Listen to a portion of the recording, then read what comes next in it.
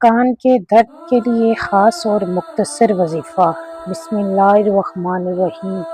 السلام علیکم ورحمۃ اللہ وبرکاتہ۔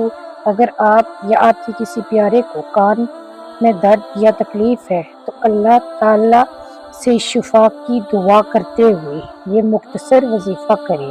یاد رکھیں کہ شفا دینے والی ذات اللہ تعالیٰ کی ہے۔ سب سے پہلے 3 مرتبہ درود پاک پڑھیں، اس کے بعد 41 مرتبہ یا شافیو یا کافیو پڑھیں۔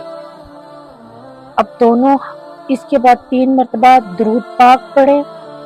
اب دونوں ہاتھ اٹھا کر اللہ تعالیٰ کی بارگاہ میں دعا کریں کہ یا اللہ اپنے فضل و کرم سے میرے کان کے درد اور ہر تکلیف کو دور فرما۔ یا اللہ مجھے کامل اور عاجل شفا عطا فرما، میرے جسم کی ہر بیماری اور تکلیف کو اپنے حکم سے ختم فرما، آمین یا رب العالمین۔